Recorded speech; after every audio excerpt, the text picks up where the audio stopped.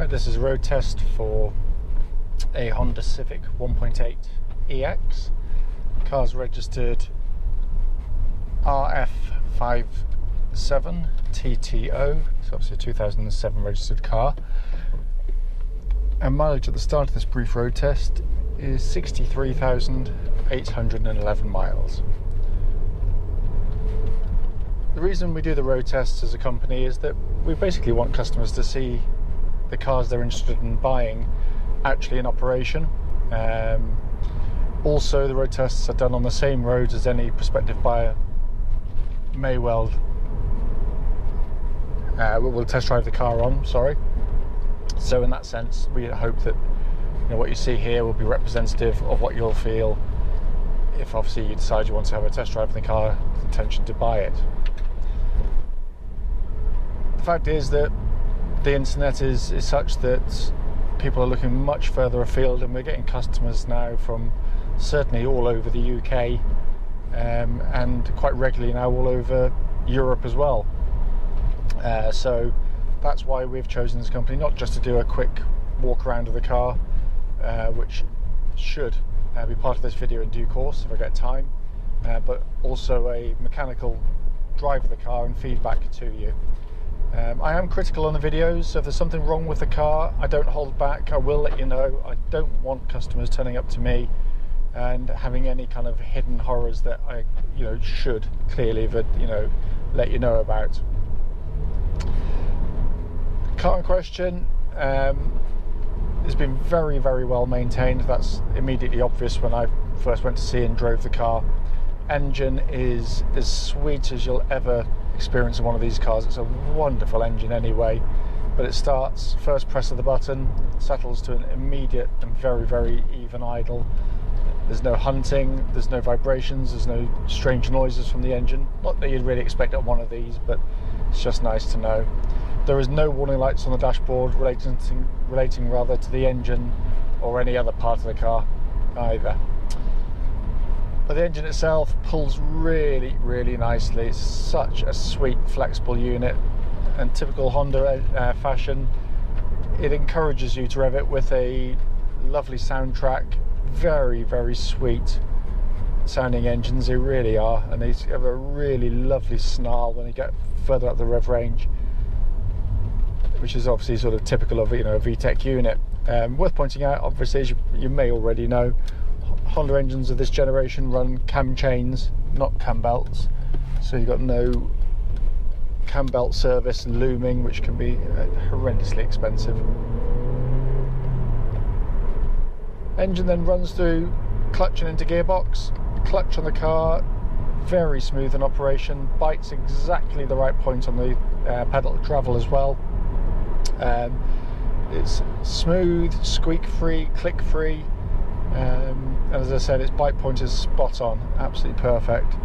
It then feeds through into what I always kind of harp on about. So it's a brilliant gearbox, not only because it's they're very tough, but it's got a gear change quality which puts to shame so many other manufacturers. It's quick, it's precise, it's accurate, linkage is really good. Synchromesh is typical Honda, it's beautifully judged, so it allows for smooth shifts but positive shifts. It doesn't bulk like you get in so many cars, which I can't understand, but it's all the more impressive because obviously, as with most cars of this type, certainly the front wheel drive ones, there's cables joining the gear lever here to the internals of the box, or the sort of the linkage on the outside. And unfortunately on some manufacturers that means that you get a vague, lifeless gear change. These gear changes actually add to the drive of the car. It really does. You've got a lovely engine and lovely clutch actuation. It'd be really shame to spoil it with a lousy gear change. But it's all really good. The whole point of this video, this is obvious with Civics, the stuff I'm talking about there. But what I'm talking about here is is there any wear in it? Well, no, there isn't. Its actuation's absolutely perfect. It kind of click in its actuation, which is exactly what you want it to be. But you've got to try very hard to miss a gear change in one of these. They are really, really good gearboxes.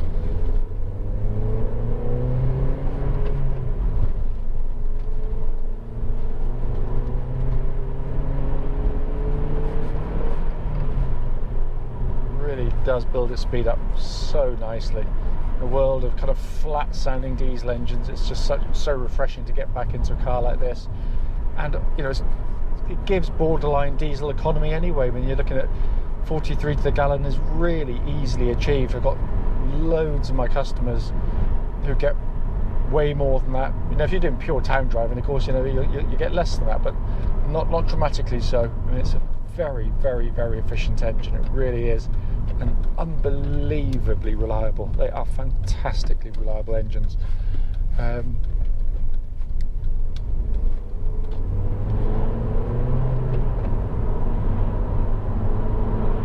Just going to check the cruise control function for you. So I'm going to stop changing gear as it won't actuate. That's all working perfectly. Car tracks bullet straight. There's no vibrations coming back to the steering wheel at all. You know, it feels tight, taut. Can't feel an ounce of wear through the steering of the car at all. I really can't. It's lost none of its precision, which, you know, more of which in due course. But you know, genuinely, there's nothing.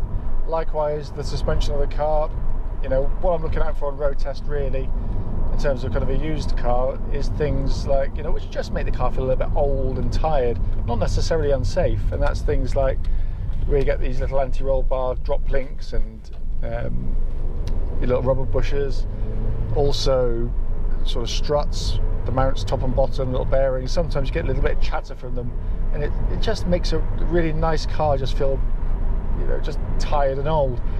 This is very, very, very tight indeed. You know, you'll hear it going over the bumps, which you should do, but there's none of those noises emanating into the car at all. It's all in really, really fine order. Likewise, as I'm driving along, just listening out for wind noise that shouldn't actually be there. You know, they're quiet cars, you know, very quiet actually, especially when it comes to kind of wind noise as well. So obviously, if you had a damaged seal on a door where someone had, you know, skagged it getting in and out, or you know, someone had replaced a windscreen and it's poorly fitted, you know, it could ruin, you know, what's a, you know, very refined car. But there's nothing. It's absolutely perfect in that sense. Brakes on the car, lovely solid brake pedal. However, I did, when we did the check when we bought the car, we had a good look around. Brakes generally, you know, in very good order, but I did notice on the front that although the brakes were effective, there is a bit of a lip on the brake disc, which you'd expect on a used car again, but I just think it's close enough that, you know, they may need changing soon. So it's going to have brand new discs and brake pads fitted to the front of the car as part of the pre-delivery inspection that's going to happen. But I noted that, so that is going to be done. It said that the brake pedal feels fine, they're very effective, but obviously they're going to be even more effective. Just to let you know, I've got the heated seat on now. That's working absolutely perfectly. Obviously, big spec car. You know, EX is a big spec car as it is anyway. So you get things like, you know, air conditioning is dual zone, it's climate control, so you can have it done side to side. You've got the cruise control, front fog lights, auto wipers, and this lovely big screen sat nav, which is all fully functional. But on top of which, this car has been packed with extras. It really has. I mean, thousands of pounds worth as well. You've got this lovely black leather interior, and it's all in really very, very, very nice condition in here. Very little sign of wear. The heater elements of the seats work absolutely perfectly. But on top of that, you've got this lovely big glass panoramic roof, which isn't standard on the EX model, which obviously incorporates the electric blind, and that all works absolutely perfectly as well. And on top of which, it's also got rear parking sensors fitted, so it really is a fabulously specified car. Inside the vehicle, no squeaks, no rattles. They are beautifully built cars, and I think it is just the most fabulous interior. I know beauty's in the eye of the beholder. I know it's not everyone's cup of tea, but people that love these things love them for a reason. They're unique. It's not a gimmick. The stuff, you know, there's going to be switches somewhere on here which isn't ideally positioned. Of course there is, but generally speaking, you're sitting with the steering wheel at exactly the right position. You've got Very simple but very high quality controls for stereo, radio, air conditioning system. Air conditioning is incidentally what blows out lovely cold air. That was checked earlier as well. All the switches are in such lovely condition. The dashboard itself is just a work of art. It really is fantastic. With a lovely high-up display there for your speedo, so I can look ahead at the road ahead and traffic, and I can see the speed I'm doing at the corner of my eye, so I'm not taking my eyes off the road to drive. Such a lovely way of doing it. Then down below that, on the second tier or the lower tier, you've got a more conventional binnacle, but even that's, you've got a hologram effect because it comes out towards you. So you've got the big dominating rev counter, temperature gauge and fuel gauge. Temperature gauge, by the way, full operating temperature here, running at a third, which is exactly where it should be. But it is all in really lovely condition. There's only tiny signs of wear in here, which you'd expect on any 10-year-old car.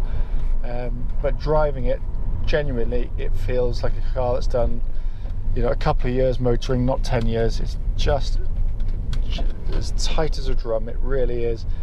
If I've missed anything on the video, clearly, please do give me a call, and I'll happily answer any questions you may have.